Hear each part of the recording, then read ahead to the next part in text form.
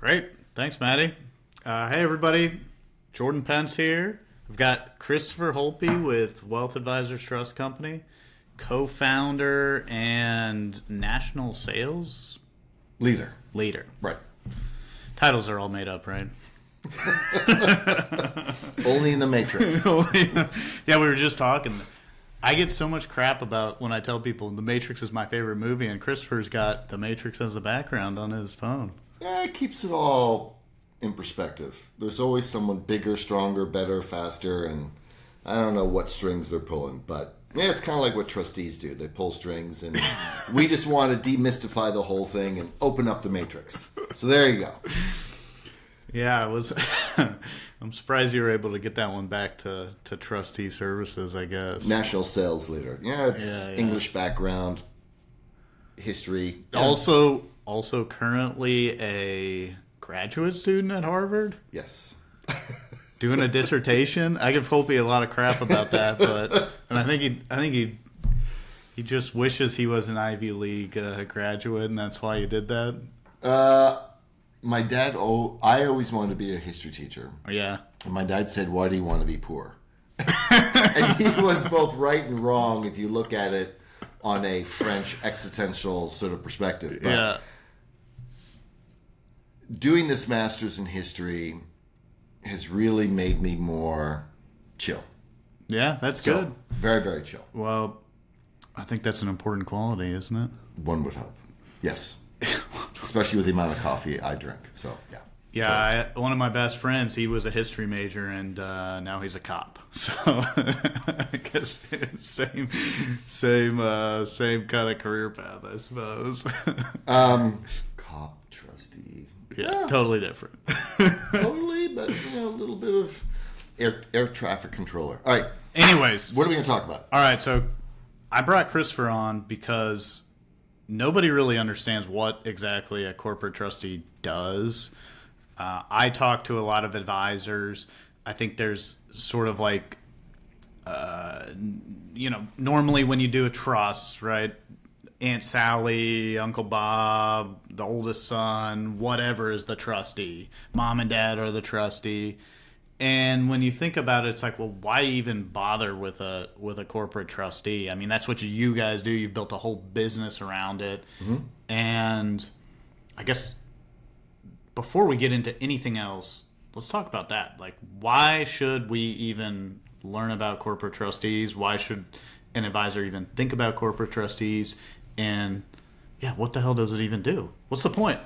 So, two numbers, 4.5 and 50.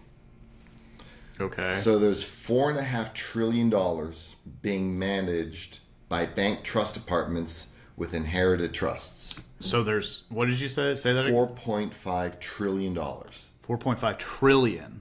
Being managed in bank trust departments across the country in inherited trusts. So that's one number. So that would be like what banks? Co-America, JP Morgan, Northern Trust, Frost Bank,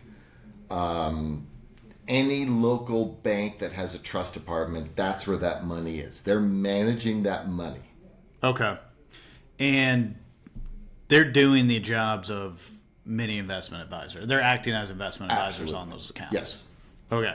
So that's one number. One number, 4.4 trillion. Correct. Okay. The other number is 50 trillion.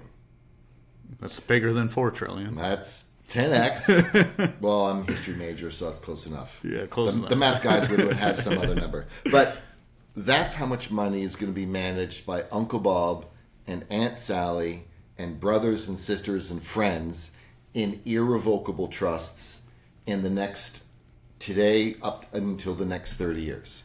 So $50 trillion in the next, how many years?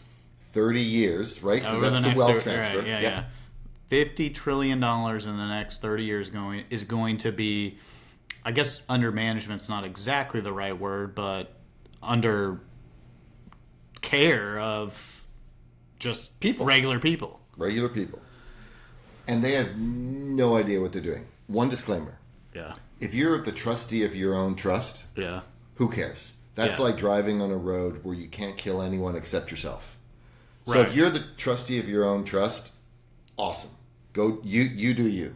It's like driving on a 100-lane highway and there's no other cars around. Yeah, if I'm the grantor of the trust and it's for the benefit of, well, myself, my wife, my kids, whatever, Yeah. who cares what happens? You know, I'm going to do whatever I see fit.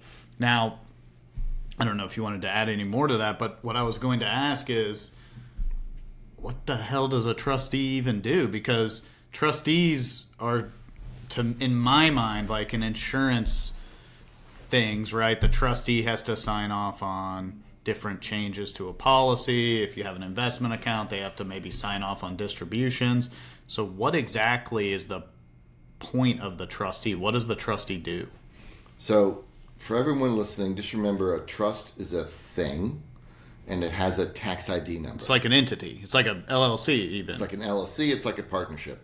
It's a legal entity with rules. Okay. And the rules are in the trust document. Any trustee, whether you're Uncle Bob, us, a professional trustee, Frost Bank, you can only do 4 things in a trust. And only 4. Okay. Manage money, Okay. distribute money, sign or do taxes, and other trust stuff, other trust administration issues. Like setting up bank accounts or dealing with note payments or doing crummy letter notices, Okay. right? You know, Yeah. administrative stuff. That's it. 4. So that's the responsibility of the trustee. To do those 4 things. Okay. And the trustee owns the trust assets. So when you name your brother as the trustee for your kids, Yeah. he actually owns the asset acting as the trustee. Wow. And he has no oversight, and he has the same power as like a Frost Bank or us. So let me get this straight. Let's just give an example, right? Like my uncle is the trustee of a trust for the benefit of maybe me and my siblings, right? Mm-hmm. So he's actually owns those assets and can decide to do whatever he wants with them? Per the trust document. But who's going to stop him if he does whatever he wants? Well, I guess the beneficiaries would have to get together and sue the trustee. correct. But how deep pockets does he have? And he'll use the trust assets to defend himself.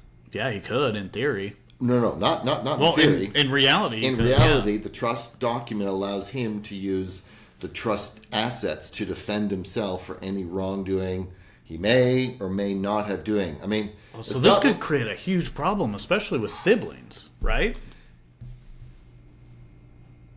Yes. So if your clients, whoever's listening, if you want to make sure that when your clients die, nobody likes each other, please name a sibling over another sibling. Yeah. Yeah, right. So I'm thinking of you and your brother and your sister. Right. Would you like to take directions from Travis and him saying, no, you can't go on vacation to Cincinnati? Yeah, as the oldest child, that just would not work.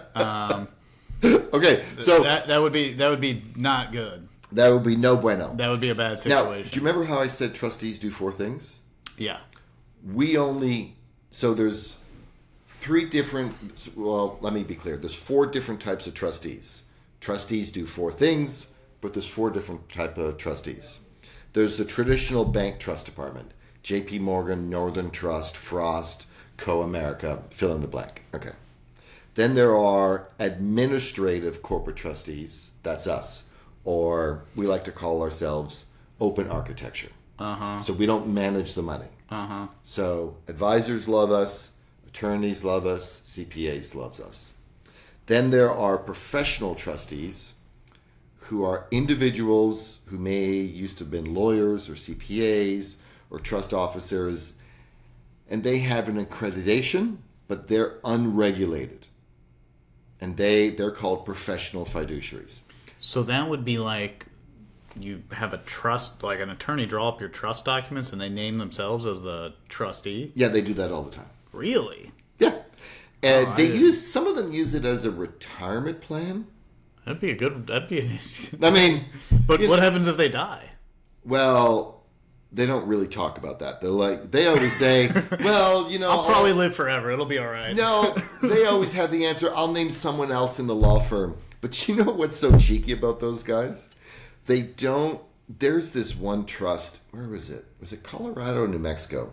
It was like $9 million. Mm-hmm. An advisor was $9 million. That's not like nothing, right? It's not $9 billion, but that's still a lot of money. It's a great client. Yeah. And the beneficiary wanted to use the advisor. And the lawyer. The investment advisor. So we're like, okay, we'll work on it. The trustee was a lawyer who drafted the document who didn't include removal language for himself. So we have to go to... That is smart. Well, yeah, I mean... For the attorney. Don't even get me started. Anyways, we go to court. We fire the attorney. He was all... You would have thought that we took away all his Tonka toys. He was so upset. And the beneficiary goes, you're not doing your job. Wow. So, because he wouldn't coordinate wow. with the tax people, and he was very close-minded in how the investments should be managed. He didn't respond quickly around distributions. I mean, he was a nice guy, but I mean, he was lazy. Yeah. Anyways, we got rid of him. So, I can't believe that's even legal. Well, of course it's legal, but there's nothing wrong with an attorney acting as a trustee as long as they can be removed for any reason. Well, that's what I mean, the non-removal part.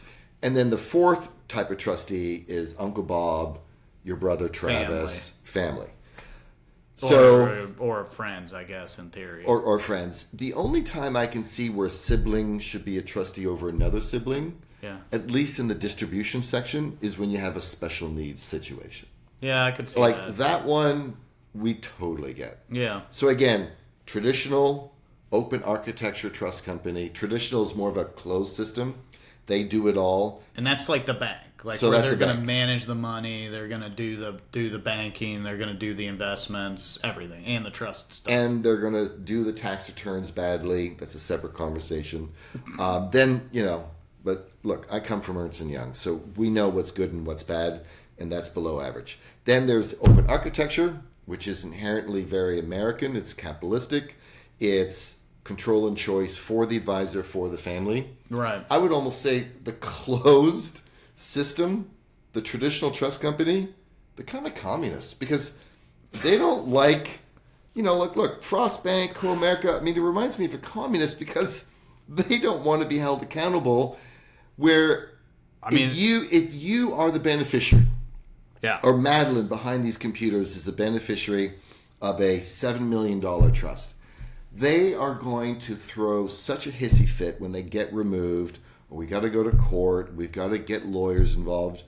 They're just not cool. Like, okay, Madeline doesn't want to work with us. We're out. See ya. We're good. They potentially have a lot of revenue that they're going to lose. Like on a $7 million trust, you have the AUM fees, you have the trustee fees, you have any other fees that you're earning off that. So that could be a pretty big chunk of revenue, I guess. Yeah, I think they're not good at finding new clients. That's probably the biggest thing. Yeah. And they're not good at finding new clients. And they make everyone feel like we're going to walk your dog, we're going to know your whole family, we're going to remember your birthday. Yeah, okay. Nobody's walking anyone's dogs. Okay? Like, no trustee walks anybody's dog or concierge services. That's a waste of money. That's what Google's there for. But what you really want a trustee to do is to be kind, and to be responsive. That's what you want a trustee to be. Well, I guess also if you're the grantor, you want them to interpret the documents as they're written, I suppose.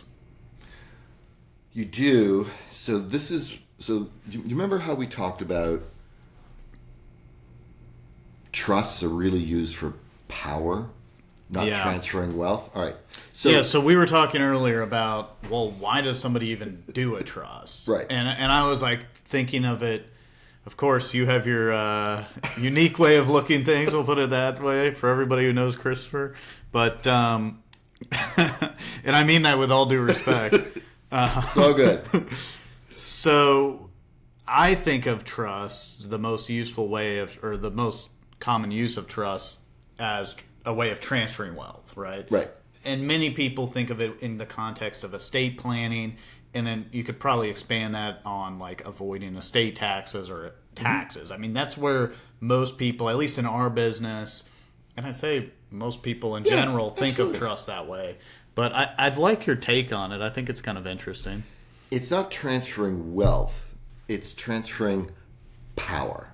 And you say that because So in the Roman Empire in the 1st and 2nd century BC. Aren't you guys glad I brought the history? Brought the history. Guy on? So what happened in the 1st and century BC of the Roman Empire is the Senate was really run by wealthy landowners, and they wanted to control wealth from one generation to the next. Of course. And so the only way how you control it is you have to have a sense of rules and laws about title of property, okay, which we all take for granted, but was a massive issue back then.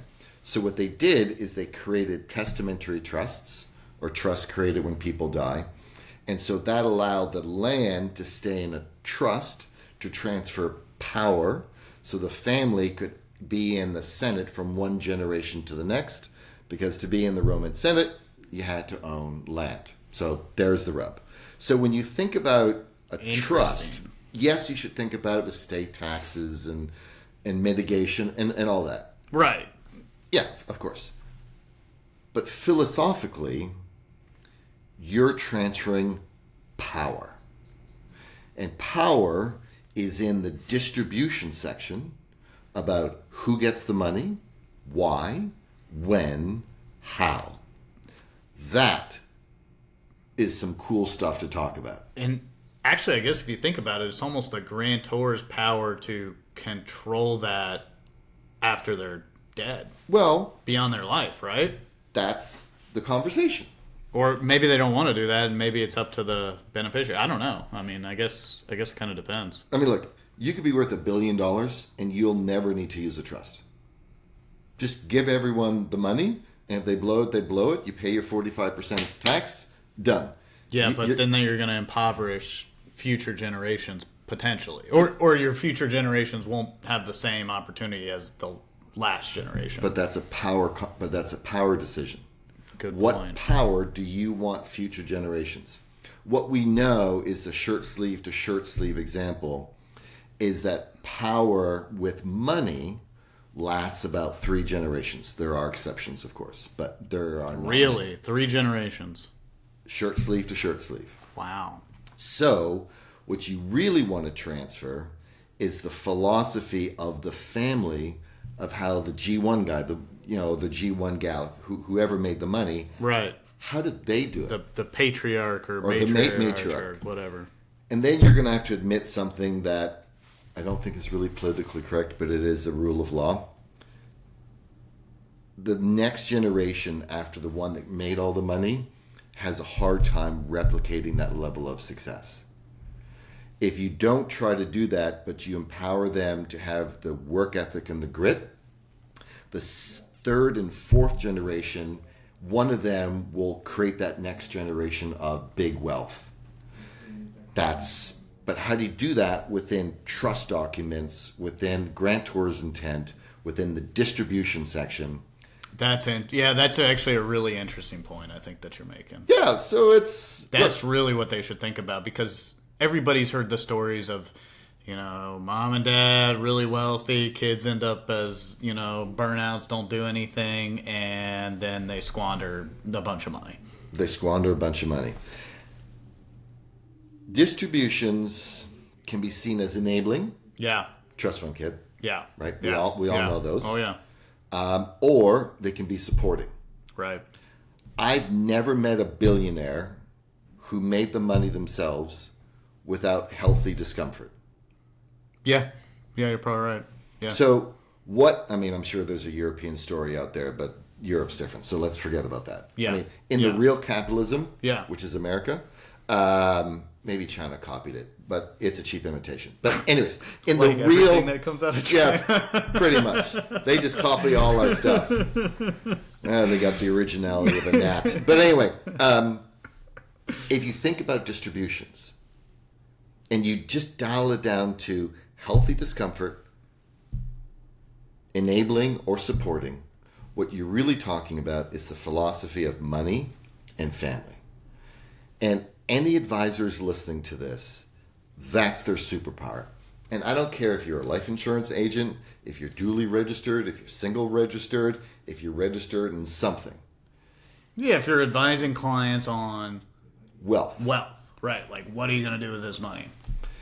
If you can get the client to describe their philosophy of money and family, that'll go into the trust document in the distribution sections. Yeah. You will never be flanked by an estate attorney. Ever. And why do I know that? Because I was an advisor for 20 years. That's what I used. And I had great collaborative relationships with attorneys because of that. Yeah, that's actually a really good point, and it kind of almost dovetails into number one, what conversations should people be having or advisors be having with their clients around this subject? I mean, you kind of touched on that a little bit. And then when do you bring in the attorney? Because I think a lot of advisors, I mean, scared isn't the right word. It's like they don't want an attorney to necessarily like take over the planning process because they've gotten them so far. And how do you visit with that attorney and not have them blow up all the stuff that you've talked about and say, you know, Christopher, all the stuff that you said was dumb. We need to do it this way. You know, how do you kind of thread that needle of giving good advice but not getting in over your head? You know what I mean? Because I think that's a fear of advisors. They don't want to sound dumb. I don't ever want to sound dumb. You don't want to sound dumb. Nobody wants to sound dumb. Uninformed. Yeah, no right. one wants that. Here's something to consider. Yeah. No advisor needs to know the difference between a grat, a clat, a slat, or any other estate planning idiom. No. You know what they need to know? What is the philosophy of their client, wealth, and their family around how they want to transfer power to the next generation in distributions? That is a philosophical conversation that has nothing to do with legal estate planning, anything. Yeah. It's just emotion. Yeah. So as long as they never go in going, yeah, my client needs an islet and a pour-over will. Okay, the moment an advisor says that to an attorney, the advisor has just called the attorney an idiot. Yeah, basically. Or they're devaluing the value Correct. that the attorney can provide. Right, so you're the attorney, and Madeline over I'd be there, like, we'll see about that, Christopher. Yeah, Wait we'll till see. I get done with them. So, but if you say, look, Madeline's is the client, right? And so we're sitting at a table, and you set the stage going, look, we're all here to collaborate to work on behalf of Madeline, the client situation.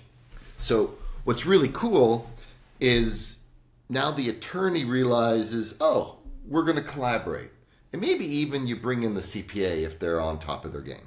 Yeah. So, anyways, okay. But the most important thing is you set the stage. Yeah. We're here to collaborate. Right. And then you say, or a version thereof, we talked about Madeline's family. Right. And the philosophy of her wealth around transferring to the next generation power, around money and distributions. And this was sort of what they're thinking about. I don't know where all this goes from an estate planning perspective, but that's sort of how they see the world about the next generation. Yeah.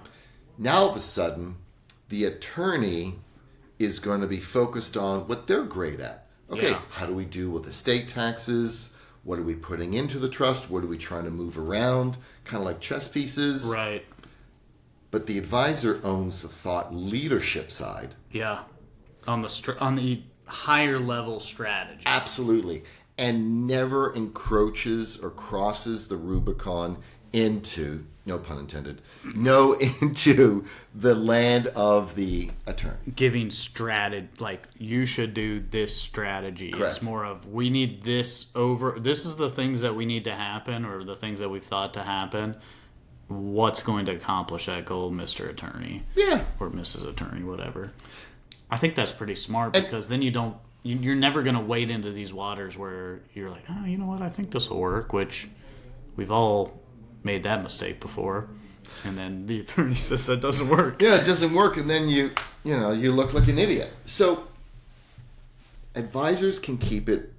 An advisor's superpower is knowing their client philosophically. Yeah. Collaborating with the right people at the right time. Yeah. And it's almost like landing airplanes in the right order. Yeah.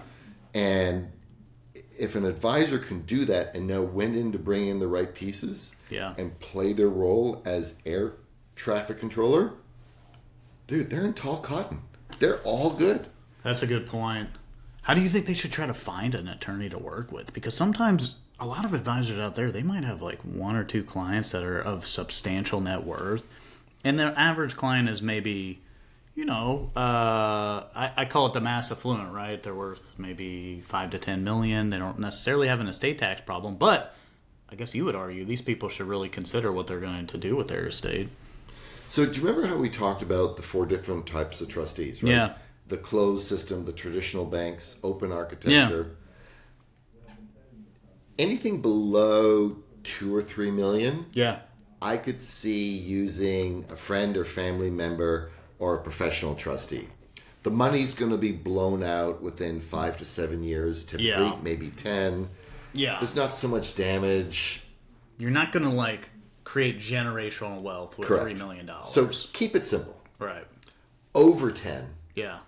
absolutely you need a corporate trustee. Yeah. Because you have to remember the individual trustee, the family friend, Right. or the professional trustee Yeah. are signing the trust tax return, which means they're liable to the IRS if something goes wrong. I don't know how many people want to be liable to the IRS. No, that's a lot of responsibility. And if they make a mistake on distributions, like they forget to do the 65-day window post end of year and not true up the net income, they can be held accountable to the beneficiary. If they say yes too many times, so Madeline, I'm going to use you again. Madeline inherited a $15 million trust, and you're her uncle, and you're the trustee, and she goes, I would like a 911. You're like, yeah, okay, sure. Yeah. And then I want a Highland Park house on Beverly Drive or Road, whatever it is. Now all of a sudden, she's blown through $7 million. Yeah, that's not good. She could actually next day sue you, her uncle, for not obligating by saying no, because she will now be running out of money. Wow. So it's weird. You can think an uncle will always be better, or an aunt. Yeah, Family member. Yeah. But if they say yes to everything, and now all of a sudden, the money starts to run out. As Eddie Murphy said, the best way to hurt rich people is make them poor. You remember in the movie Trading Places? I do not remember that. It's a great movie. Trading Places, you got to watch it. But so if you want to upset a rich person, make them poor. Yeah, so this makes weird sense. thing that trustees have to do, how do you say no, but like in a kind way? So yeah, especially a family member, right? Like, yeah. Oh, gee, well, she's going to be pissed at me. Even siblings, right? Like, they're going to be upset at me at Thanksgiving. It's going to be a problem. I'll just give them it. I'll just give them the money. Like, being a trustee is a job. Yeah. You've got a whole business around it. Yeah, I have a whole business. We have $3 billion worth of doing it. Northern Trust has probably $400 billion. That's crazy. Anyways, no, they have more. But if it's a job, if it's a craft, yeah, then why would you treat it like you're just watering the lawn? and not with an ordinary sprinkler, but with like a hand hose, right? Like that's in essence what a trustee is having to do, is the long way of pulling out the garden hose and watering a half-acre lawn. That's an individual trustee. It's not efficient. They're going to miss spots. They're not going to do it consistently. Well, they don't have any systems. And they don't have a system. Think of us as a water sprinkler. It's on time. It's accountable. You know exactly what you're getting for. Yes, you have to repair it from time to time, right? But that's us. We're doing that internally. So, That's a pretty decent analogy, I think. I don't know.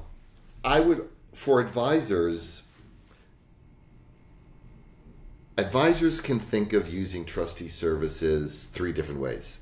Sorry, I have ADD, so I need to think in terms of lists. Otherwise, I get all scattered. Anyways, that's just me. It's the way I've survived over a lifetime. So there's 3 different ways advisors can use trustee services. Right. 1, find new revenue. Do you remember that $4.5 trillion we talked about in the beginning? Yes. All that money can be going after. In the I'm not going to use the word pitch, the strategy or the value that I got chastised for using that once, and whenever I hear another advisor go, I'll pitch him that, I'm like, oh man, stop saying that. So what is the value that the advisor brings over Northern Trust or the bank solution that is better than that? Like what is the competitive advantage other than relational? There's 2. First is the investments are going to be open architecture. We can do whatever we want. So that's versus Northern Trust or some of the other big banks. They're going to have specific portfolios, and it is what it is. Closed systems. Yeah. Right? Okay. So that's number 1. The more important one is a typical beneficiary of a trust also has IRA assets, taxable assets, and other assets, right? Yeah. They have different buckets. Yeah, they've probably have a regular job and they might have accumulated whatever over the years. Yeah. 401k plan, whatever. When a trustee at Northern or Frost looks at a beneficiary, right? You're the beneficiary. All they're looking at is that trust. But your life as a beneficiary is other investments in different locations, 401k, taxable, whatever. Oh, that's a really And so they can't, because you have to remember, the trust world is its own regulatory world. The other assets sit in a different regulatory world, which falls underneath the SEC. Right. The trusts fall underneath the Office of the Comptroller of the Currency, OCC, or state regulators, which is where we are. So those 2 sides don't talk to one another. There's actually a Chinese wall between them. Whereas if you have an advisor, the advisor could have everything at Schwab or Pershing or LPL, but all the accounts are at that custodian. And when they're doing their holistic plan or their wealth management, they're looking at all the assets synonymously. So when we're working with the advisor around distributions, the financial plan includes everything, not just a silo. So it's almost like these closed traditional bank trust departments are driving blindfolded in a forest. That's actually a really good competitive advantage, I think. And I would also say you're probably going to get better service out of an advisor plus an independent trust company. But that's maybe more, that's a little bit intangible. One thing, I guess this is a good example. We just worked on a case. I think we're taking the app in the next couple days where I guess the husband, right, has a trust from his parents. Okay. If he dies, it goes to their kids, so his wife gets cut out. Now, obviously, whoever the trustee is now, I don't know actually who the trustee is, but that guy, if he dies, his wife has nothing, right? So obviously, he needs some sort of insurance on himself to replace whatever income they're generating out of that trust. So that was kind of a no-brainer from that, and I think the trustee isn't going to identify that. No, it's really going to be the advisor. That's a good example because the advisor's looking at the whole picture. Exactly. So here's what everyone listening, if you want to go after the $4.5 trillion, here's It's a good number. Here's the sentence you tell your clients, your prospects, your attorneys, And this your is CPAs. and this is if they maybe have a trust at whatever Comerica. Co-America, Frost Bank, whoever. If you're an advisor, this is what you tell everyone. I can take inherited trusts away from a bank trustee and manage the money. Full stop. Don't say anything. And just wait. And in about 6 to 15 seconds, they're going to say, wait, Christopher, is that a question or is that a statement? And then you say, did you know that? Did you know that if you have a client or friend who's unhappy with their current bank trustee, they're not stuck? And How often do you think they'd say, "Yeah, I'm happy with that"? I don't know. Yeah. Ask the question. Yeah. Like, if you ask it enough times, all right, there's an advisor in a small state in the Northwest. I told him to do this Yeah. 6 years ago. Is it 6? 7. Close enough. Doesn't matter. Yeah. After 3 years, he called me up and he goes, got one. $14 million. And dude, this is in a small state. And why? Because he told the CPA, if you have beneficiaries who you're doing the individual tax return for, who complain about the bank trustee, call me up, his name's Jay, and say, Jay, I've got someone who's unhappy. Wow. And then Jay knew to call me and be like, all right, got Christopher, here's the problem. What do I do now? And it was so awesome when we figured it out.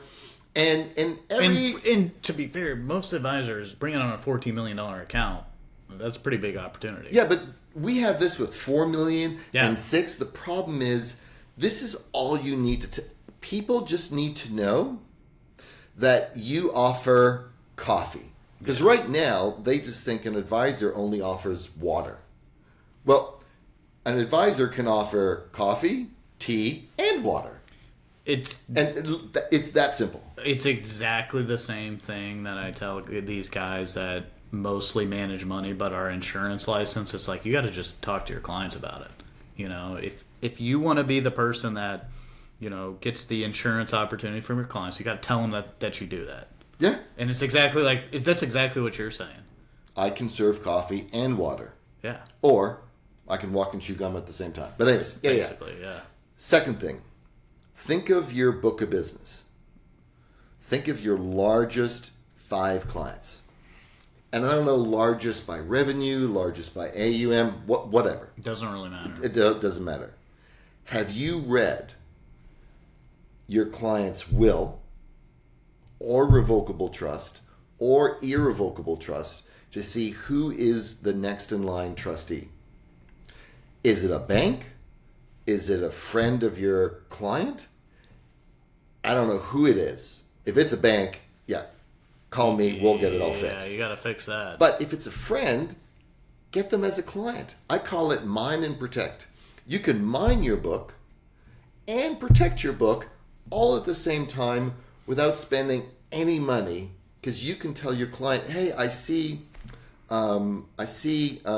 Jane here is going to be the trustee. Can I help Jane like we're helping you? Yeah. And look, if your minimum's $4 million as an advisor and it's only $100,000, take it. Yeah. Because you're protecting the $4 million. Yeah. So that's the other way to use us, is don't get fired when clients die.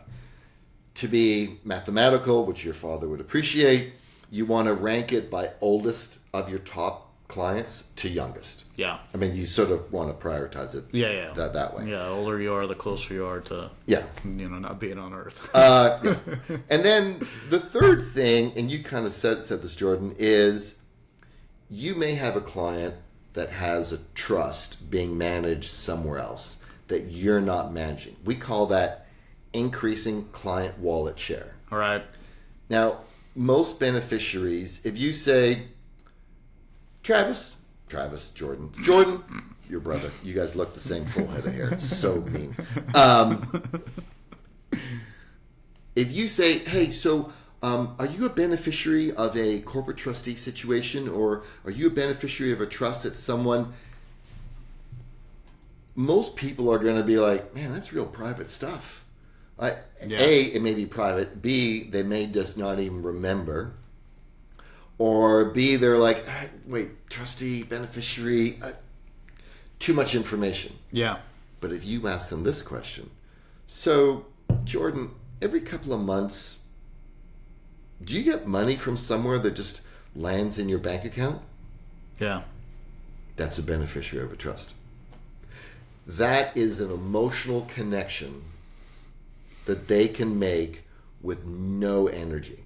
Yeah. So when you ask questions, how can you ask them where there's no emotional energy or translation on the point of the person you're asking it to? Yeah, because I can see exactly what you mean. Like, if I start asking, hey, are you a beneficiary of some big trust out there that I want to get in there and try to manage the money? But if you ask it your way, it's pretty low effort. And, look, this is kind of matter of fact. I'm just, getting all the data about your financial situation. Now, you can also look at their tax return and see it on a different schedule, but that comes later. I guess if you're partnered up with a CPA or you work with a CPA, that would be an easy way to mine it as well. So anyone who has great relationships with CPAs, they need to tell everyone, but there's a little bit of a different twist.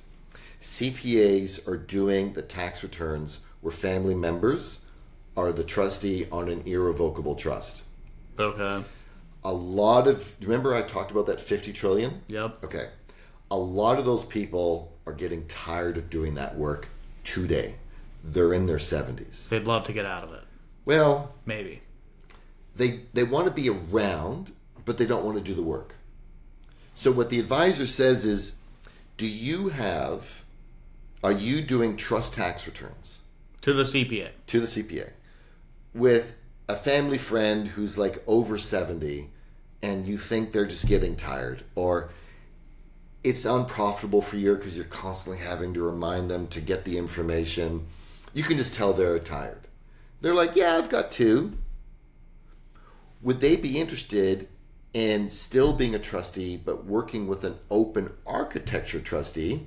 You don't lose the tax return because this firm doesn't do the tax return. And you, the advisor, will then get to manage those new assets. Remember, $4.5 trillion? 50 is trillion. A much bigger number than 4. But you just have to let the right people know of how you can help them. I guess the challenge there is that trustee might be making some money off of the trust. Right? That happens. And if that happens, what you're then asking the CPA is, are the beneficiaries happy? And then you go to the beneficiaries. And then you go to the beneficiaries, if you know that. And the CPA may or may not know that. They may or may not know. Yeah. So if that happens and the trustee is making money, yeah, they're charging full boat. Oh yeah. Like they're all in. Yeah. So then what you're really is like you're buying a Camry, but you're paying a 911 price. That's what happens when a family member charges full fees. Yeah. You're overpaying basically. Yeah. Now, that is for like just uncovering opportunities for an advisor, right? That's it. That is easy, low-hanging fruit. When it comes to the clients, you go all the way back to our first conversation. Like if I have a client who's got worth a lot of money and I need to talk to them about doing a trust, that's all about the feelings, what do you want to happen with this money, so forth. Go into the accountants, and I don't know if you would go to attorneys, but it sounds like accountants would be an easy target. I would also go to attorneys, but all I would say is do you have clients who are currently working with and paying a corporate trustee? To the attorney. To the attorney. And the attorney's going to be like, yes. And then you say, look, you may not hear about it until it's too late. Yeah. But you may have a client who says, I'm unhappy with this corporate trustee. Yeah. Please think of me, because we can take that inherited trust away from the bank trustee and we can manage the money. Do you think the attorneys like the bank trustees, or do they care?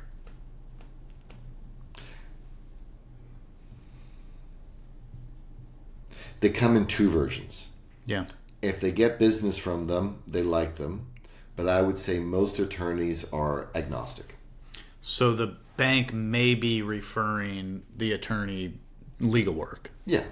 But I would say... It seems like it would be unusual. No, it's pretty common. But 99 out of 100, the attorneys are agnostic. They're actually really good at it. They're looking at what's best for their client. Yeah, I guess they don't really care either way. It's not exactly a revenue generator, and the better job that they can do for the client, the better it is. Correct. Now, I will tell you, attorneys are really freaked because when you work with a Frost or an Ardent or whoever, Co-America, they have the attorneys in-house. Yeah. So when they take a trust over, the attorney's like, out. Yeah. We don't do that work. We keep working with the attorneys. Yeah, that's exactly what I would think. If you bring over an account, even 5 million, 10 million, 20, whatever it is, at a bank, they probably have in-house attorneys that are going to try to help this client. Yeah, and they also do the trust tax return, so they fire the CPA, and you've got all that legacy knowledge that's just like, gone. Yeah. And so, if I'm a grantor, I'm a little bit bummed about that. Yeah. It's not something that I really want, so... Yeah, it's sort of like when I talk to investment guys that are also insurance licensed, or even fee-only guys that don't write the insurance. They really need to think about where their client is getting insurance advice, right? So, like a guy that manages money that could sell it, you know what? There's about 500 guys in a 10-mile radius around here that manage money and sell insurance. So... if you're not talking to your client about it, someone else is, and they're probably going to try to take those assets under management. And it's exactly like the bank. It is exactly like the bank. There's one other thing I would say. What's happening in the advisor space around trustee services? So whether you work for an independent broker-dealer, like Commonwealth, Avantex, Cambridge, Allworth, LPL, so LPL has their own private trust company. Really? Yeah. It's called Private Trust Company. The advisors don't really like using it. They're a little bit slow. Nice people. They're just not quick on their feet. But, right? Well, keep going. Okay. I won't interrupt. Whereas Allworth, Avantex, Commonwealth, these firms use us as an outsourced trustee. What's also interesting on the independent RIA space is you have two camps. You've got the high towers, the wealth enhancement groups, the Mariners. Right. They've built their own trust company. And then you've got, on the other side, the Focus Partners, the Cerities, the Cap Trust, the Beacon Points. That's almost $1 trillion just over there. Yeah. They use firms like us. Like, they actually use us. So you've got two versions in the RIA world or in the IBD world, but what's happening in all of them is they're all sprucing up their advanced planning teams to deal with trustee services because they know the two numbers, right? The $4.5 trillion. That's a big number. The $50 trillion. Yeah, that's a big number. So if you're listening to this, I will tell you the strongest, fastest growing, strongest relationships, advisors, all use trustee services. And they don't use us once. They use us as for successor. They use us for going after new revenue. Or they use us to increasing client wallet share. That's how you can use an open architecture trust company. So I'm surprised LPL has their own. I was surprised. It's actually called the Private Trust Company. They're very nice people that work there. I know some of them personally. Yeah. I mean, LPL's the biggest. I think they're the big. They got to be the biggest independent broker dealer currently. But it's not their main thing. What do you mean? The trust thing? No, of course not. LPL's main thing is being a custodian and all that. But being but having the trust company, it's almost like a sideshow. It's cool. Yeah. They do reasonably good work. Schwab and Fidelity have their own trust company. Right. But it's not their thing. Yeah. It's like asking IBM to make pens. Yeah, you can use a pen to write notes, to help you write code, to work within the IBM mechanical framework, but it's not their thing.